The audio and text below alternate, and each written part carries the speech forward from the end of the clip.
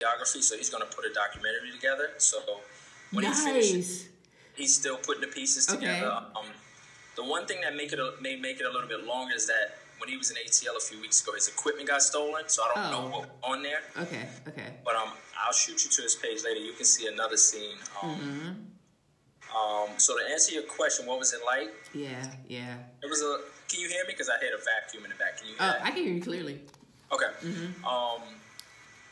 It initially going and stuff, I was very excited and just didn't know what to do. So just going back and forth, like how should I respond? What am I gonna be? You know what I mean? And all of that. And Who reached out? Who reached out? Well, this is the thing around it. My mother has been trying to get us to go for the longest. Okay. It's just more so the timing. But the irony in it is my mother passed away March 28th of this year. Oh, I'm sorry. And we were all supposed to make that trip. So paying homage to that as well as going to see our father, me and that, and went out there to see him. So it wasn't a matter of reaching out, but it was just timing, I believe. Okay. Yes. So there had been some sort of connection the whole time for the 20 years. We would speak here and there, but was no real relationship. So connection via phone, no relationship. Outside of just hearing his voice because he was incarcerated for many years. Okay. And then afterwards, they deported him because he obviously didn't have his papers. Okay. He's just been back to the it just just running through your head like you ain't seen this guy that looked like you in so many years. How are you gonna respond? What? Yes. What? Yeah. I mean, you look into his face and he looks so much like you. Yeah. It's almost. That. Yeah. Now I don't have children, but I can. When you see a child look just like their parent, it's amazing to me. It's like I wonder if he looks at you and sees the potential of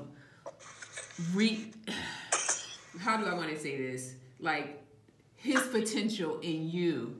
And if you, what did you see when you look at him and you see this man who looks just like you?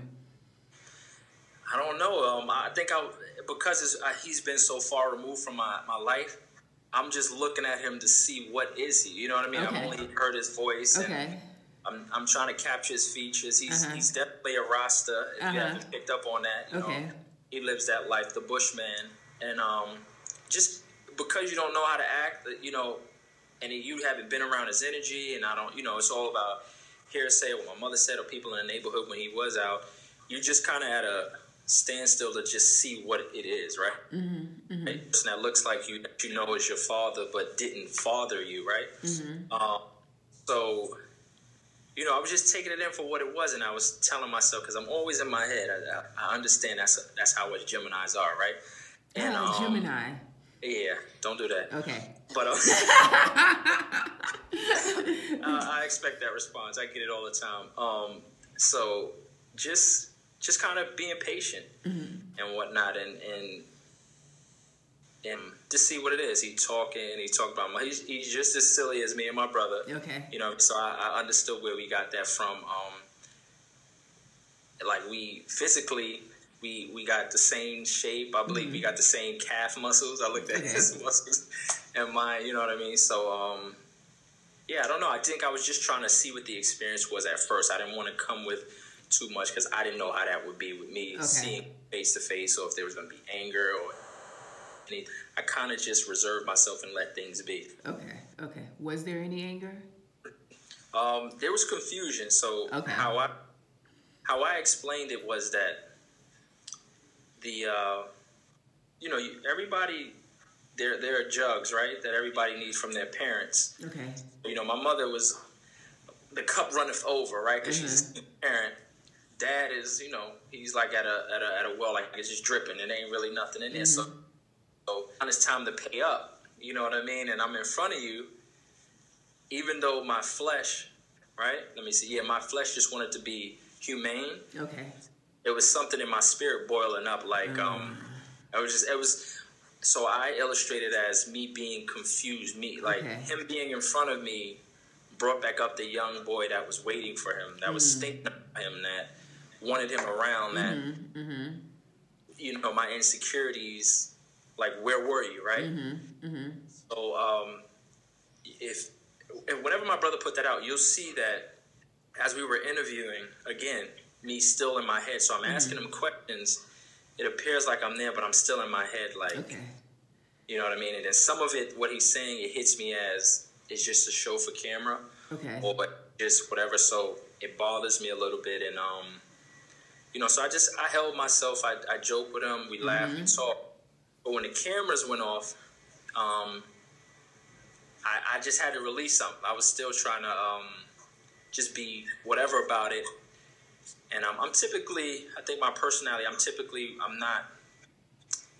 not, when it comes to, I guess, what am I trying to say? The confrontation. That's what I was trying to say. I'm not always, I don't go straight. Sometimes I stray away from it. So that's me doing that. But Mike took me, while we were breaking down the camera, I could feel the tears coming, so I knelt down. I was trying to hide them from my brother and my father. And then it just came out, and I just said in my head, like, don't deny what you feel and just let it flow and stuff. So that's what I'll show you, because, you know, the illustration, my brother caught some of it because he turned on his iPhone, because the equipment was broken down, and then he ended up posting it on his page. Like I said, I'll share that with you so you can see it. And then, but you can also see what I'll say as a grown man is that me not having this fatherly intelligence, if I can call it that, it's almost like my spirit short-circuited. So I was just spatting out anything, and it made no sense.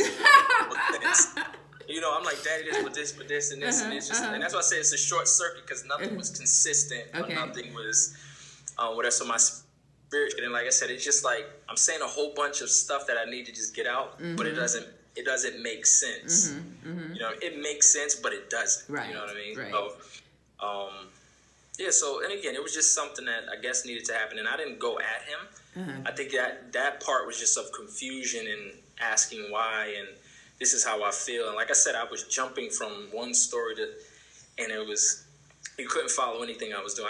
It almost sounded crazy to me while I'm spitting it out, but listening to myself, I'm like, what the hell?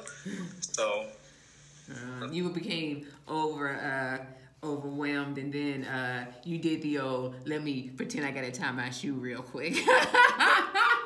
Exactly. So, you know, I was definitely, like I said, I just felt like a child. You know what I mean? I just felt like a child. I didn't know, because I was just, you know, when a child is just angry and they don't know how to express themselves, so they act it out.